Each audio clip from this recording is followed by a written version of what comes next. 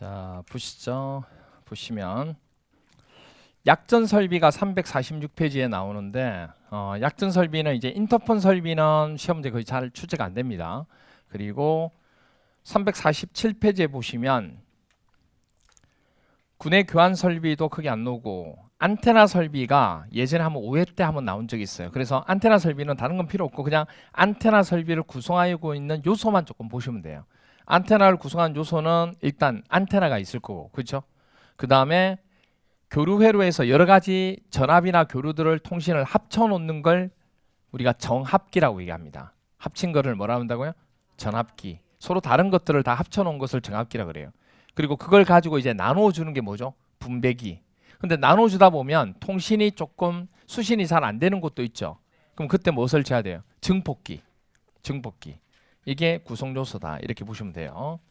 그 다음에 시공시 주의사항 해서 쭉 나오는데 일단 그 안테나 자체가 번개가 치게 됐을 때 번개 치면은 그 안테나가 가져가면 안 되잖아요. 그래서 피뢰침 보호강 내에 안테나가 설치되도록 한다는 거. 그래야지만 번개가 치더라도 안테나가 가져가지 않죠. 그리고 안테나는 바람이 불었을 때 풍속, 초당 40m에 견디도록 고정합니다. 40m/s. 그리고 강한 전류가 흐르는 강전류로부터 3m 이상 떨어져 있어야 돼요. 그리고 정합기라고 하는 것은 바닥에 설치하는데 바닥에서 물이 찰 수도 있으니까 얼마 띄운다고요? 30cm 높이에 설치한다는 거. 그렇게 됩니다. 그 다음에 이제 밑에 보시면 재해를 막는 방제 설비입니다. 방제 설비. 방제 설비의 대표적인 게 피뢰 설비입니다. 피뢰 설비. 피뢰 설비라 그래서 가로 2번에 피뢰침 설치 대상이 나오죠. 2회 12에 두 번 나왔는데 일단 번개, 낙뢰 있죠. 낙뢰. 낙뢰가 번개입니다. 낙뢰 우려가 있는 건축물. 그리고 높이가 얼마요? 20m 이상 되는 건물. 높은 건물에 속하는 거기 때문에 번개가 쳤을 때 그쪽으로 갈 수 있다는 얘기예요. 그래서 그때 피뢰침 설치를 합니다. 이런 거죠. 이런 거 보셨죠? 이런 것들이 피뢰침이라고 얘기하는 거예요. 이런 거 설치해서 번개가 치면 이쪽으로 가서 쭉 받아서 밑에까지 접지가 될 수 있도록 해놓은 겁니다. 여러분들 그렇게 돼 있고 그 다음에 349페이지 가로 3번 피뢰 설비 기준입니다. 3회, 12회, 21회 세 번 나왔어요. 첫 번째 피뢰 설비는 한국산업표준이 정하는 피뢰 레벨 등급이 있습니다.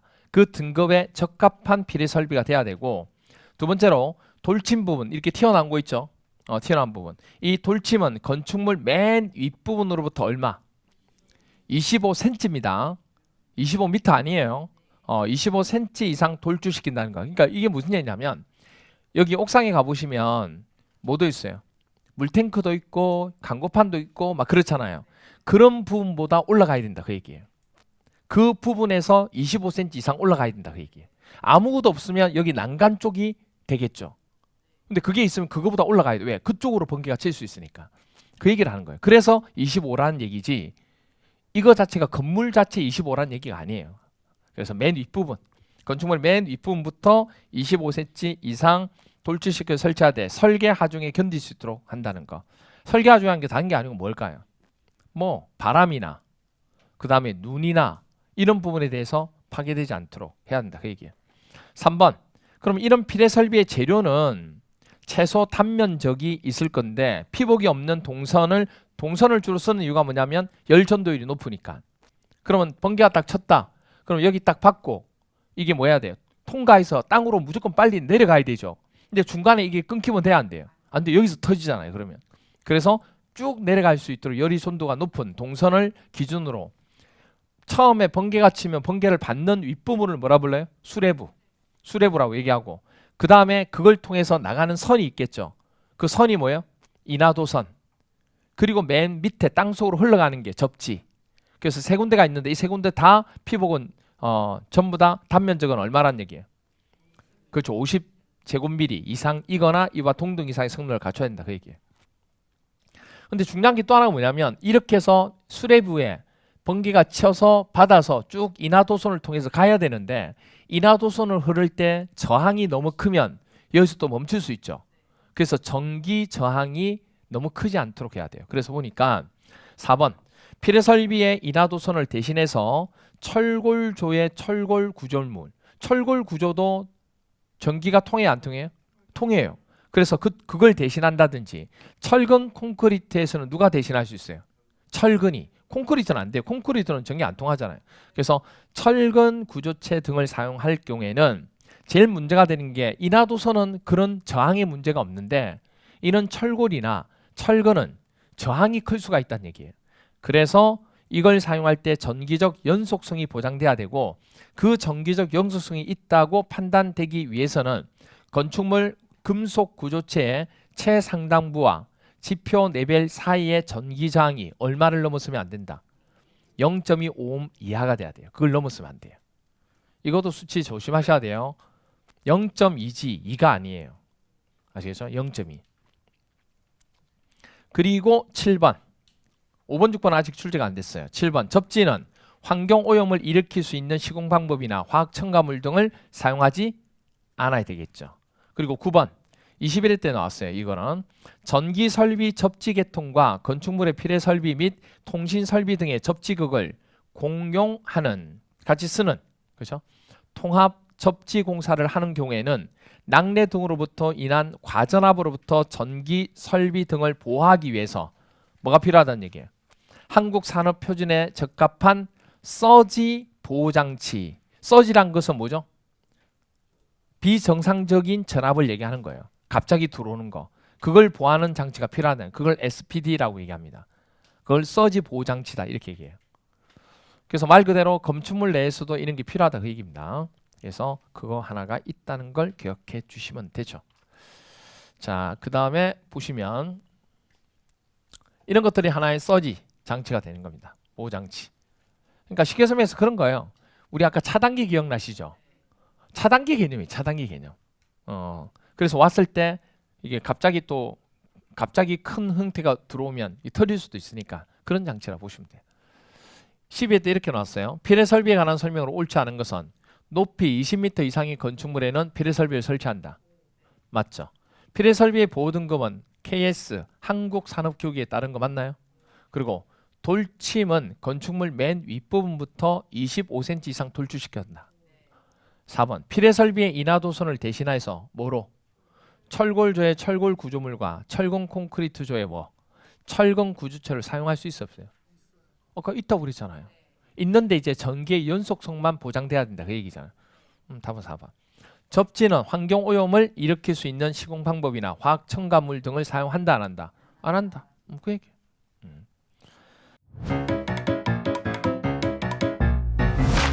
에듀윌 유료 회원만의 명품 교수 서비스.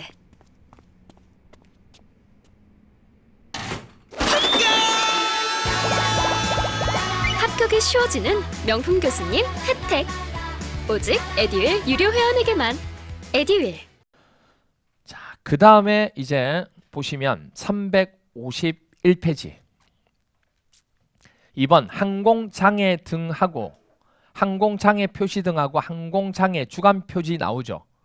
이게 나오는데 동그라미 1번 보시면 항공장애 표시 등이란 거 뭐냐면 비행 중인 조종사에게 비행기를 조종사가 조종한다는 얘기예요.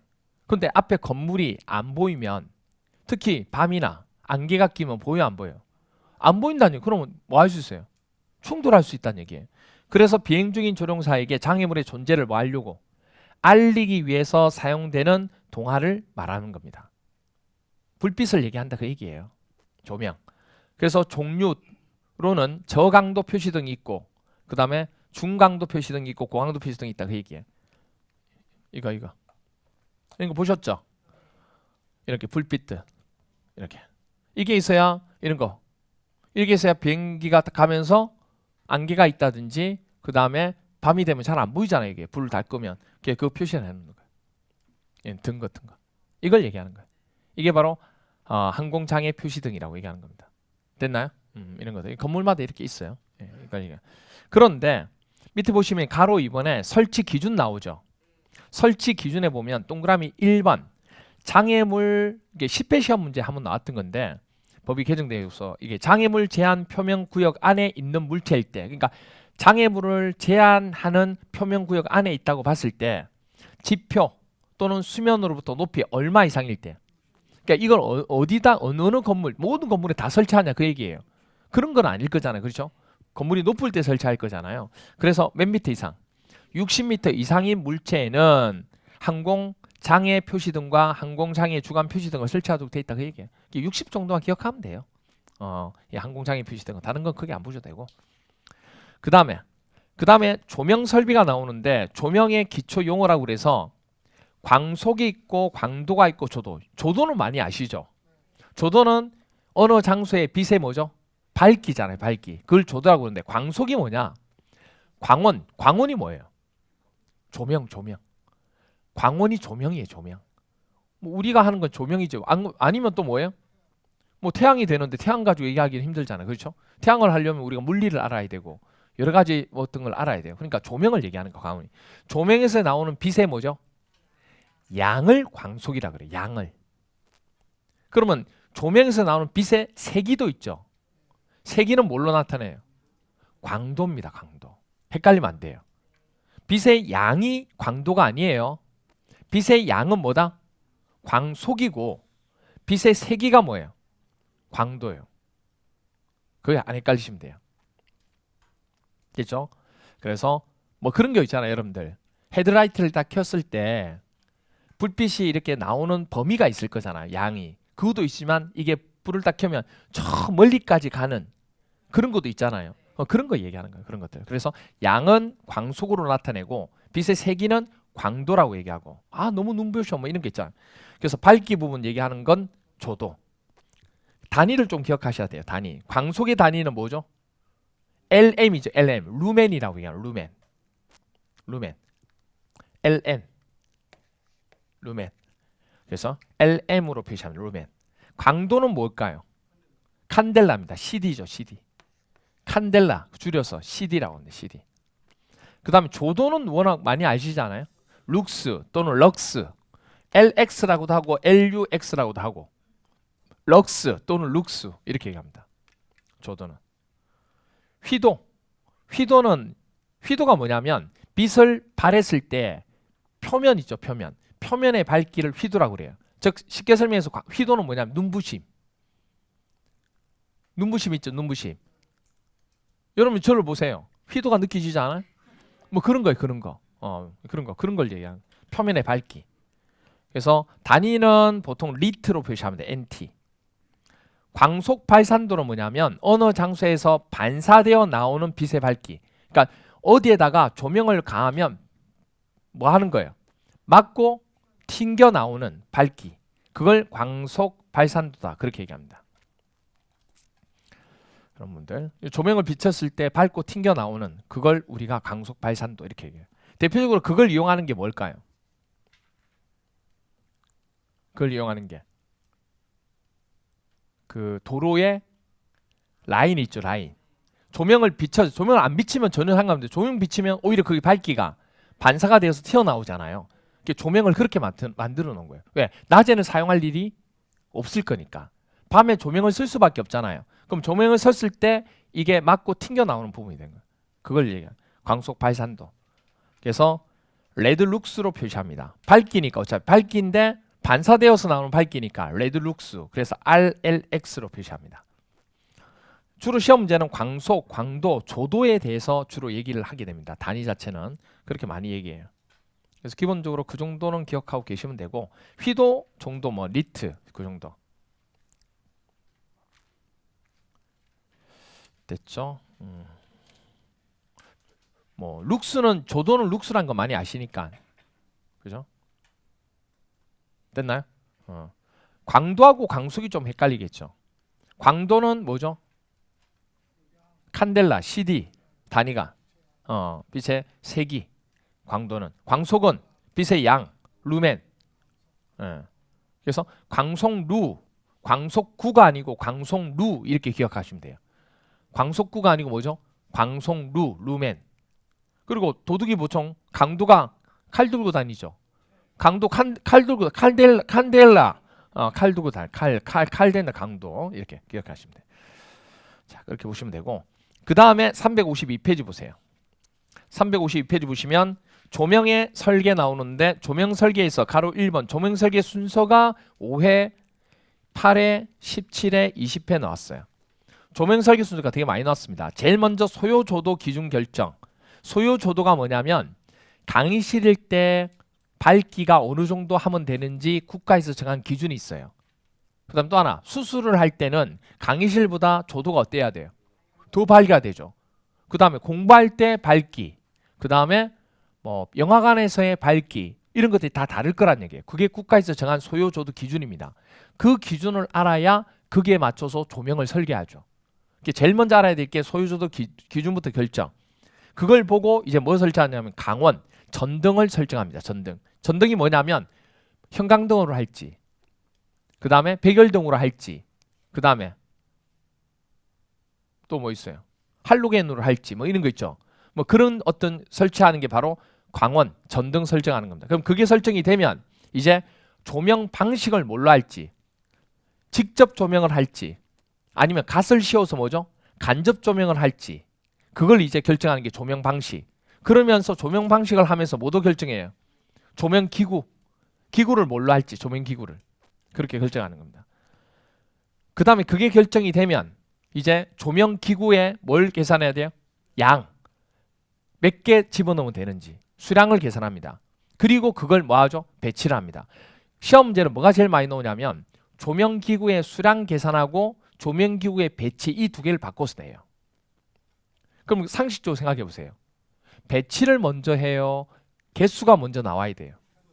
개수가 나와야 배치를 하죠. 그렇게 기억하셔야 한다고. 배치를 먼저 개수가 나와야 배치를 하지. 그러니까 개수가 먼저 나와야 그걸 배치를 하게 된다, 그 얘기예요. 뭐 이만큼 간격으로 할지 이만큼 간격으로 할지. 그렇죠? 그리고 이제 그걸 다 배치를 했습니다. 이제 배치하면 이제 뭐 해야 될까요? 배치한 상태에 대한 검토가 필요해요. 배치하고 난 뒤에 이 배치한 조명을 했을 때에 원래 소요 조도 기준하고 맞는지 그 계산을 해봐야 돼요. 그게 바로 소요 강속 계산이나 조도 계산이 되는 거예요. 됐나요? 그게 순서가 됩니다. 그래서 제일 먼저 포인트가 되는 게 뭐냐면 아까도 얘기했죠. 시험 문제는 거의 나오는 부분이 뭐부터 얘기한다고요? 그죠? 배치하고 개수하고 수량 부분.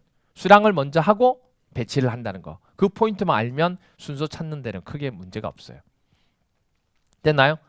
자, 그렇게 보시면 되고, 그 다음에 이제 353페이지에 보시면 거실 용도에 따른 소유조도 결정 나와요. 이건 다행히도 출제가 안 되니까 걱정 안 하셔도 돼요. 그 다음에 이제 354페이지 보시면 이제 광원, 아까 전등 종류 한다고 얘기했죠. 뭐 백열등부터 시작해서 나오는데 이것도 아직 시험 문제 출제가 안 됐습니다. 다행이죠. 그리고 355페이지 보시면 나트륨 등 나오는데 이것도 아직 출제가 안 됐고, 356페이지 보시면 맨 아래쪽 보세요. 보충학습 나와요? 보충학습. 이 보충학습이 보충학습이 아니에요. 알아야 되는 거예요. 그래서 보시면 효율 나와요. 효율 나오고 연색성 수명 나오죠. 효율이 이게 시험 문제 한번 또 출제가 되는데 예전에 한번 나왔어요. 2회 때 한번 나왔어요. 조명 중에서, 광원 중에서 효율이 제일 높은 게 뭐냐면 나트륨 등이 제일 높아요. 효율이. 그 다음에 메탈 할라이트, 그리고 형광등, 그 다음 수은등. 뭐 수은등 들어보셨죠? 옛날 김연자 씨 노래도 있잖아요. 그래요? 하여튼 그리고 할로겐 등, 그 다음 백열등, 이게 순서입니다. 외워야 돼요. 그냥 뭐 이해하는 게 아니고 이거는 해보니까 효율이 가장 높더라는 게 실험을 통해 나온 값이에요. 외워야 돼요. 그래서 이건 어떻게 하냐면 우리 형수 말고 남의 형수 할배 있죠. 그래서 남의 형수 할배라고 외우시면 됩니다. 남의 형수 할배. 남의 형수 할백. 아시겠죠? 효율은 남의 형수 할백 이렇게 외우시면 돼요. 그럼 간단해요. 수명은 다 똑같은데 똑같아요. 나트륨 등까지 똑같고 다 똑같은데 수은등이 앞으로 나와요. 수은등하고 메탈 할라이트만 자리를 바꿔요. 남의 형수 할배에서 뭐죠? 나수 형매 할배로 바뀝니다. 그래서 효율은 남의 형수 할배고 수명은 나수 형매 할배가 돼요. 나수 형매 할배가 수명이 길거든요. 그래서 그렇게 나옵니다. 그렇죠? 효율은 남의 형수 할배가 효율이 좋아요. 항상 그런 얘기 하잖아요. 우리 할배보다는 남의 형수 할배가 더 좋아 보이는 거예요. 효율이 좋아 보이는 거예요. 그렇죠? 그런데 수명은 누가 오래 살아요? 나수형매 할배가 오래 살아요. 그렇죠? 그렇게 보시면 돼요. 그다음에 연색성 나오나요? 연색성이 뭔지 아세요? 연색성이 뭐냐면 조명을 비췄을 때 그 색깔이 그 색깔대로 그대로 보이는 거. 어떤 건지 아시겠죠? 그러니까 자연적인 채광을 우리가 햇빛이 있는데 햇빛이 있잖아요. 그러면 우리가 제대로 보이죠. 어두우면 안 보이잖아요. 그래서 뭘 써요? 햇빛과 똑같은 조명이란 걸 쓰잖아요. 우리가 인공적으로. 근데 조명을 했을 때 그 색깔이 그 색깔처럼 안 보이는 경우가 있어요. 우리 터널 지나갈 때. 터널 지나갈 때는 그 색깔이 그 색깔이 아니죠. 쉽게 설명해서 뭐냐면 흰 와이셔츠를 입었다는 얘기예요. 근데 흰 와이셔츠가 흰 와이셔츠로 안 보이는 조명이 있다는 얘기예요. 그러면 연색성이 떨어지는 거예요. 그럼 흰 색깔로 거의 잘 보이는 게 뭐예요? 연색성이 높은 거예요.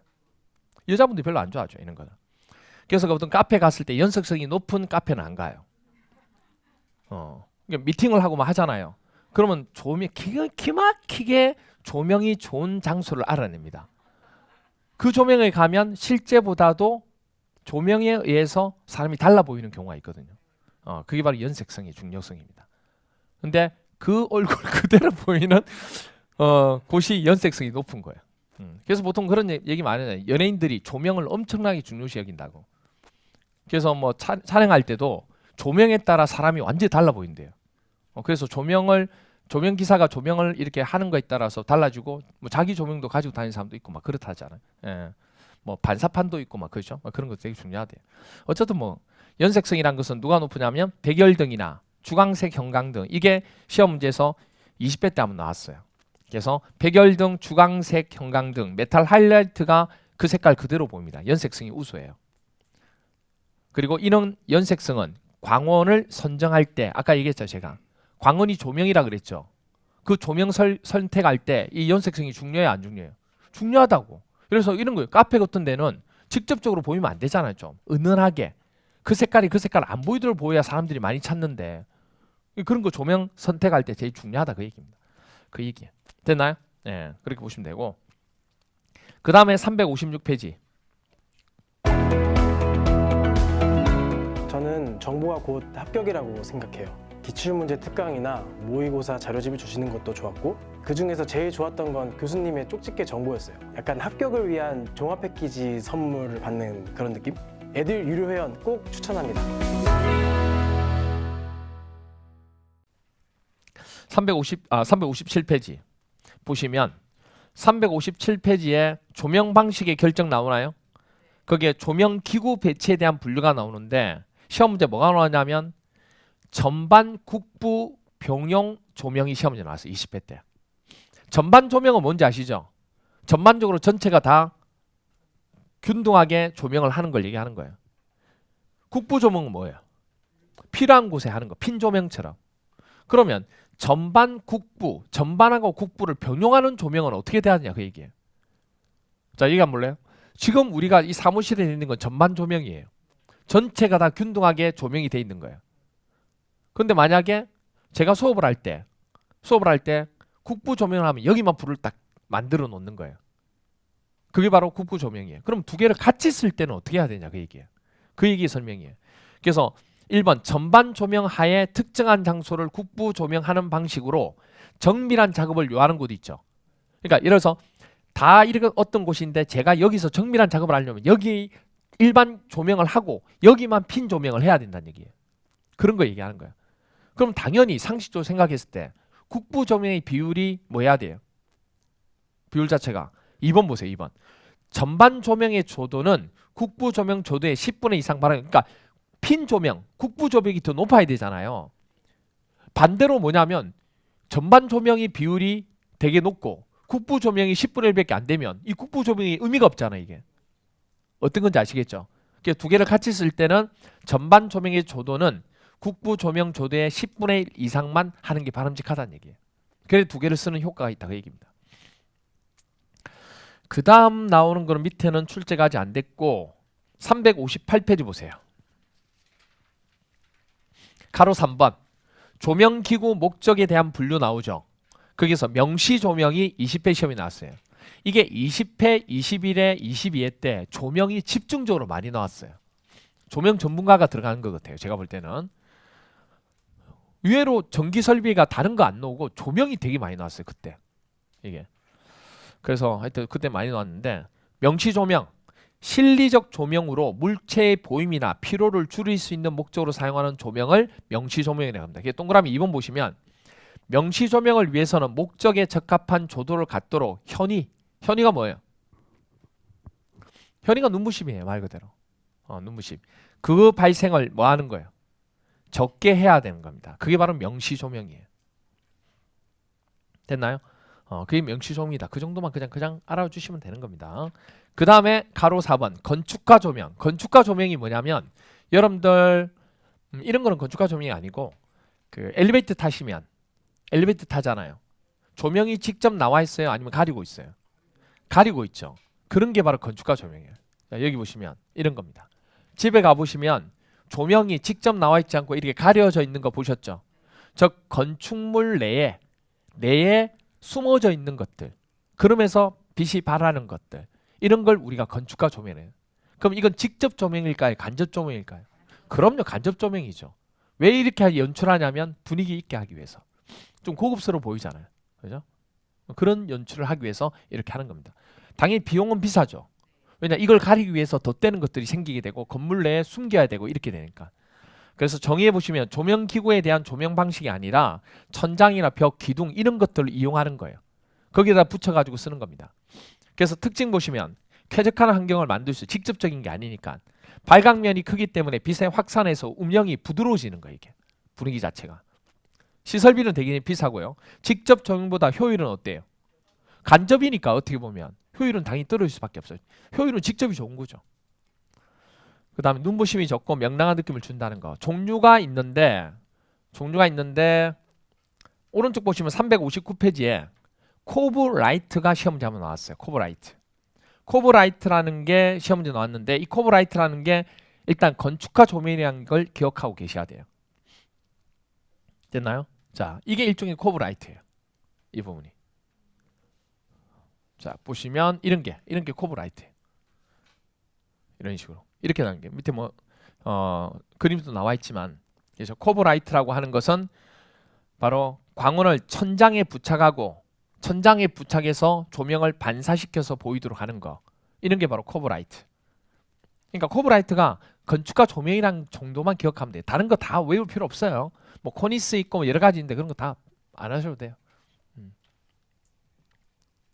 여러 가지 부분이 있습니다. 이거는 코니스 조명. 그러니까 똑같이 어디가 돼요? 천장이 되죠. 코브는 천장의 위쪽을 받쳐서 튀어나오도록 하는 거고, 이거는 천장에서 밑으로 나오도록 하는 거고. 조금씩 틀려요 이게. 뭐 그런 게 있다. 그 정도만 보시면 돼요. 문제 한번 볼게요. 여기 보세요. 실내에 설치한 광원의 수를 광속법으로 결정하는 데 필요한 요소를 모두 고른 것은, 이건 지금 못 풀어요. 조금 이따 봐야 돼. 자, 지금 풀려고 했는데 지금 아직 못 풉니다. 이거는. 그러면 어디를 보시냐면 360페이지 보세요. 조명기구의 배치 나오고 하는데 그 조명기구 배치는 시험 문제 안 나왔고, 이제 6번 있죠. 6번 소요 광속 계산 나오나요? 이게 이제 아까 조금 더 문제 보려고 했던 건데, 소요 광속 계산이라고 그래서 조명률 계산 나오나요? 조명률이 뭐냐면 동그라미 1번 19회 때 나왔어요. 조명률이란 광원에서 광속이 빛의 뭐죠? 양이었어요. 그게 작업면에 도달하는 비율이 조명률이에요. 조명의 비율이죠. 조명을 했는데 실제로 조명은 불은 다 켰는데 내가 책을 보는데 나한테 오는 비율이 크지 않으면 조명률이 떨어지는 거예요. 뭐 그런 걸 얘기하는 겁니다. 그 다음에 가로 2번 관광보상률이라는 게 나와요. 이건 시험 문제 아직 안 나왔어요. 관광보상률을 알아야 공식을 기억할 수 있기 때문에 이걸 설명하는 거예요. 관광보상률이란 조명기구를 사용함에 따라 작업면의 조도가 시간이 지난다든지 먼지가 쌓인다든지 하면 어떻게 돼요? 조도가 떨어지겠죠. 그렇잖아요. 조명을 했지만 시간이 지나면 먼지가 쌓이고 그 다음에 수명이 떨어지면 떨어질 거라니. 그걸 예측해가지고 여유를 둔 게 뭐예요? 그게 관광보상률이다. 그 얘기예요. 우리가 조명을 설계할 때는 시간이 지나면 조명 비율이 떨어질 거라는 걸 기억을 하고 있어야 되죠. 그럼 그것에 대한 비율까지도 고려해서 설계를 해야 돼요. 한 개를 더 한다든지 그런 식으로. 그게 바로 관광 보상률이다 그 얘기예요. 그러면 이 관광 보상률을 반대로 얘기하면 뭐가 돼요? 반대로 하면 유지 보수죠. 유지 보수를 하면 관광 보상률의 값은 떨어지잖아요. 그 말 아니에요? 아니 관광 보상률이 뭐냐면 이게 시간이 지나면서 노화되는 비율이라면서요. 근데 그 비율을 바꿀 수 있는 방법은 유지 보수를 하면 그 비율이 어떻게 돼요? 필요 없잖아요. 그래서 보통 보면 관광 보상률이란 값은 유지 보수율의 역수가 된다고, 반대가 된다고. 그래서 관광 동그라미 4번 보시면 관광 보상률의 역수가 뭐예요? 유지 보수율, 유지율이나 보수율이 된다 그 얘기예요. 그 왜 이 얘기를 하는지 조금 이따 알게 돼요, 여러분들이. 361페이지 보세요, 오른쪽에. 가로 3번에 뭐 나와요? 광속법에 의한 계산 나오죠. 이게 바로 뭐냐면 아까 여러분들 그 뭐 했어요? 조명 설계를 했죠. 그래서 개수를 구하고 배치까지 다 했어요. 다 배치하면 원래 소요 기준만큼 나오는지 테스트해야 되죠. 그게 바로 광속 계산이에요. 이 계산을 해본다는 얘기예요. 그래서 광속법에 의한 계산법이라 하는 거예요. 이게 9회 때 나오고 16회 때 나오고 20회 때 나오고 24회 때 나왔어요. 그런데 올해 25회 때 또 나왔어요. 연속해서. 근데 24회 때는 25회 때 나오면서 관리 실무 계산 문제로 또 나왔어요. 이렇게. 그러면 이제 그럼 연속해서 2번 나온 거죠. 연속해서. 근데 연속해서 2번 나오는데 이 부분에 관한 형태가 계산 문제로도 나오고 말로서도 나온다는 얘기예요. 이 부분이. 그러면 이 공식을 기억을 하셔야 된다는 얘기예요. 공식을. 만만치 않죠? 자, 여기 한번 보실래요?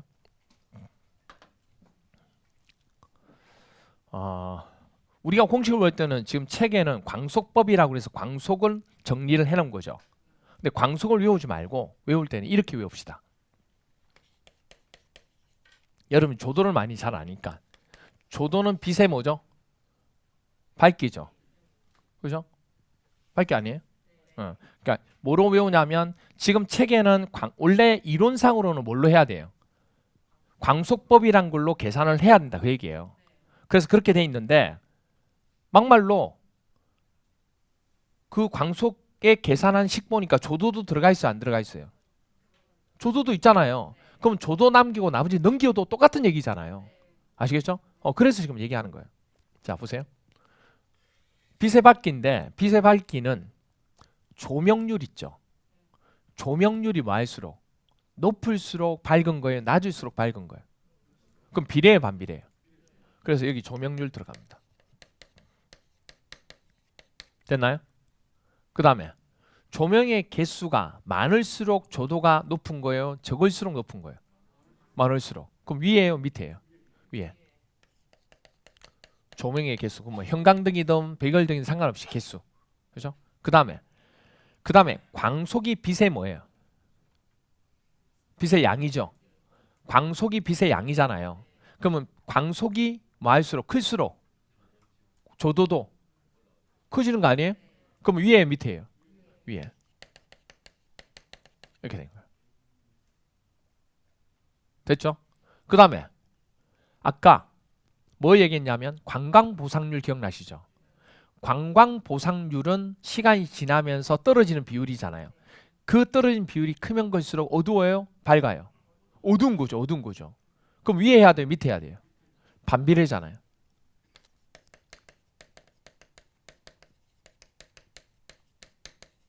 이거 역수는 뭐라고 그랬어요? 유지보수. 유지보수가 나오면 위로 올라가는 거예요. 유지보수를 많이 하면 밝아지잖아요. 됐나요? 이게 있다는 것은 이거는 어두워지는 비율을 얘기하는 거니까. 그죠? 그 다음에 또 하나. 자, 보세요. 조명은 똑같은데 조명의 개수는 똑같고 다 똑같아요. 근데 면적을 넓혀요. 바닥 면적을. 면적이 넓어지면 조명은 어때요? 조도는 떨어지죠. 대신에 똑같은 조명인데 면적을 줄이면 훨씬 밝지 않아요? 그러니까 면적과 무슨 관계예요, 그러면? 반비례. 그래서 이런 식이 나온 거예요. 됐나요? 그래서 조도를 계산할 때 아니면 뭘 계산할 때 광속을 계산할 때 필요한 요소들이 이런 거다 그 얘기예요. 무슨 말 이해가 돼요?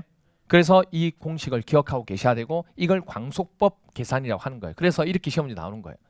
20회 때 실내에 설치할 광원의 수를 광속법으로 결정할 때 필요한 요소를 모두 고른 것은 이렇게 나오는 거예요. 실외 면적 필요해요, 안 필요해요? 필요하죠. 광속 필요하죠. 조명률 필요하죠. 아까 좀 했잖아요. 유지 보수율 필요 없어요?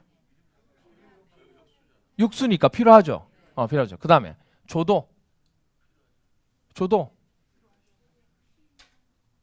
뭐 고민을 해야 돼요. 평균 수평면 조도, 작업면 평균 조도 필요하잖아요. 작업에 들어온 조도. 그럼 다 관계 있어요, 없어요? 그럼 답은 다예요. 이렇게 돼요. 그러니까 다가 되는 경우도 있기 때문에 두려워하시면 안 돼요. 설마 달까? 이렇게. 다면 다인 거예요. 아시겠죠? 그래서 이게 뭐냐면 계산 문제로만 나오다가 이렇게 말로서 물어본 거예요. 이때까지 계속 계산 문제가 나왔거든요. 9회, 16회 계산 문제 나오다가 20회 때 말로 문제가 나온 거예요. 그러다가 제가 수업 시간에 항상 해줘요. 그 다음부터는 계산 문제 또 나온다. 24회 때 계산 문제 나온 거예요. 근데 많이 참았던 거죠. 25회 때 또 나옵니다. 계산 문제 또 냈다고. 연속해서 2번. 그리고 너무 참았든지 관리 실무에 계산 문제 또 내고. 그게 내년에 그러면 나올 확률이 있어요, 없어요? 연속에 2번 나왔잖아요. 나올 확률이 없죠. 그런데 그걸 노립니다, 또. 얘네들이요, 희한해요. 야, 3번 정도 나오면 안 나오겠지. 4번에 내요. 특히 적산 문제에서 벽돌량 구하는 거. 벽돌량 구하는 거 엄청 많이 나 있잖아요. 계속 내요, 연속해서. 그러다가 다른 거 하나 냈거든요. 문제 오류가 발생했어요. 그래서 야, 다음에도 벽돌량. 그래서 올해 벽돌량 또 나온 거예요. 그 전에 다른 걸 냈거든요.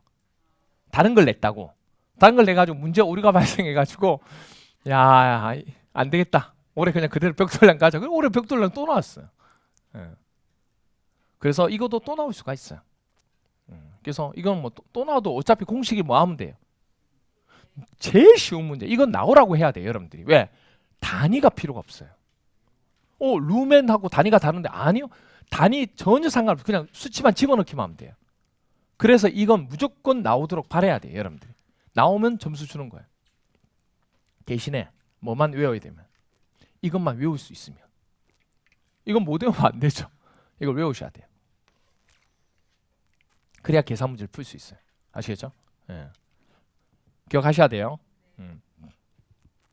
여러분들 그 보통 우리나라의 조명은 어느 회사가 제일 뛰어나요? 조명하면 어느 회사예요? 우리나라는? 번개표 많이 아시죠? 번개표 아니에요? 번개표 몰라요? 예, 번개표 몰라요. 옛날에 번개표 하면 번개표 사람 아니에요. 그러니까 번개표라는 게 되게 유명했는데 그 사장님이 정말 대단하신 분이에요. 그 만든 사장님이 딱 어느 실에 가잖아요. 실에 가서 보통 조도를 이렇게 내야 되니까 그래서 딱 보고 그 면적하고 딱 보는 순간에 딱 가면은 딱 보면요. 바로 조도 부분이 얼마라는 걸 알고 어떤 조명을 하면 된다는 걸 바로 캐치해내요. 그 정도 대단한 분이에요. 그래서 그 번개표라는 걸 하나 차리셨는데 그분 대표 이름이 조계광이에요. 조계광이라고. 그래서 조도는요. 조계광이 가면 끝나는 거예요. 조도는 누가 가면요? 조계광이 가면 끝나요. 다 외웠죠. 이렇게 돼요. 조도는 누가 가면? 조계광이 가면 끝나요. 바로 끝나는 거예요. 그렇게 보시면 돼요. 자, 그래서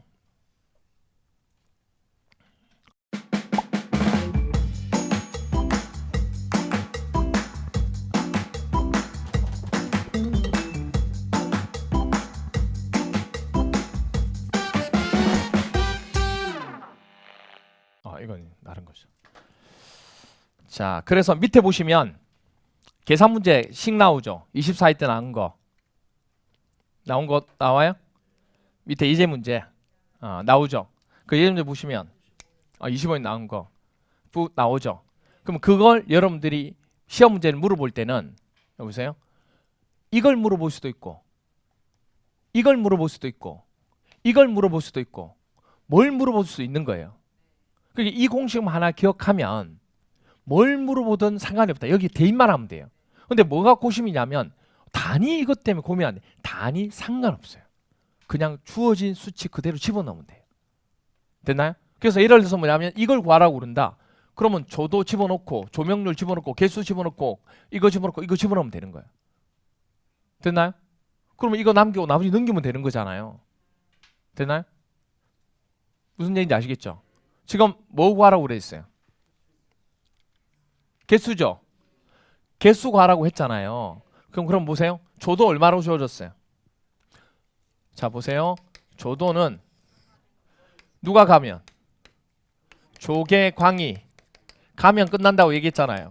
그렇죠? 그러면 여기 개수 구하라면서요. 그러면 조도 얼마예요? 400. 룩스 이런 거 필요 없어요. 그냥 400 집어넣으면 돼요. 자, 조명률 얼마예요? 60%가 돼 있죠? 60%니까 60% 그건 60% 넣으면 안 돼요. 그거는 0.6으로 내야지. 0.6. 그리고 개수 몰라요? 곱하기 광소가 얼마예요? 4,000. 4,000 루멘이라 돼 있죠? 이건 400 룩스고. 그 다음에 루멘 이는 단위 전혀 상관이 없다니까. 그냥 숫자 집어넣기만 하면 돼요. 관광보상률 없죠? 보수율로 돼 있죠? 관광보상률이 주어지면 여기다 넣으면 되고 누구는? 보수율은 역수잖아요. 역수니까 어디다 해야 돼요? 위에다 해야죠. 위에다가. 이거 분의 이거니까 역수라는 게. 그러니까 역수하면 위로 가는 위에 얼마예요? 0.8. 그 다음에 면적 얼마예요? 120. 됐나요? 단위 아무 필요 없다니까. 그냥 숫자만 집어넣으면 돼요. 숫자만. 어려워요? 집어넣는 것도? 집어넣는 게 어려우면 못하죠. 이렇게 됩니다. 그러면 그 다음부터 누가 하는 거예요? 계산기 하면 되죠. 우리 계산기 어떻게 두드려요? 어떻게 하면 돼요? 계산기로 일단 이러면 되죠. 먼저 뭘 집어넣어요? 400 입력하고 그 다음에 120이 넘어가면 곱하기죠. 곱하기 얼마? 120 하고 그 다음 0.6은 나누기 하면 되죠. 나누기 0.6 하고 또 나누기 4,000 하고 또 나누기 0.8 하면 되죠. 뭐 계산기 쓰는 것까지 지금 곱하기 나누기 다 가르쳐줘야 돼요. 그럼 얼마 나와요? 25 나와요? 그럼 답이 25죠.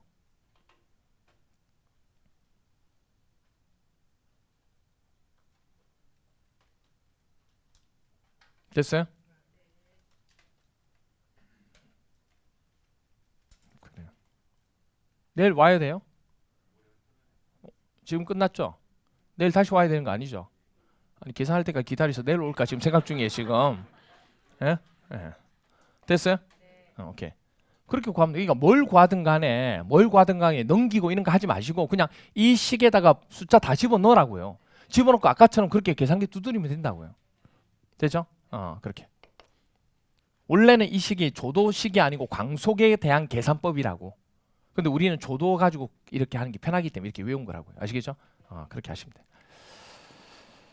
자, 그리고 전기의 도시기호 부분이 나오는데 전기의 도시기호 중에 전선 기호는 실선으로 돼 있는 게 천장 음폐배선. 점선이 뭐예요? 노출배선. 그게 18일 때 한번 나왔어요. 좀 의아하지 않아요? 왜냐하면 보통 음폐를 뭘로 써요, 여러분들은? 점선으로 쓰잖아요. 근데 자 물어볼게요, 제가요. 전선은 노출돼 있어요, 음폐돼 있어요? 전선은 음폐돼 있죠. 그래서 음폐돼 있는 게 본선이 되는 거예요. 항상 주가 되는 게 실선이잖아요. 음폐돼 있는 게 주가 된다고. 노출되는 게 이상한 거지. 그래서 주가 되는 실선인 주가 되는 건 항상 실선이라고. 그래 천장이 은폐되는 게 원칙이라고요. 그래서 그걸 실선으로 표시한 거예요. 노출 배선은 노출을 하면 안 되니까. 그죠? 지저분하잖아요. 그래서 점선을 표시한 거고. 접지는 표시 어떤 건지 아시죠? 많이 아시죠? 여러분 접지는. 이렇게 해서 이렇게 하는 거 많이 보셨잖아요. 접지. 그리고 362페이지 보세요. 362페이지 보시면 개폐기미하고 기기가 나오는데 S라고 돼 있는 거 스위치죠. 스위치. 11에 18이 두 번 나왔어요. 스위치, 개폐기 뜻입니다.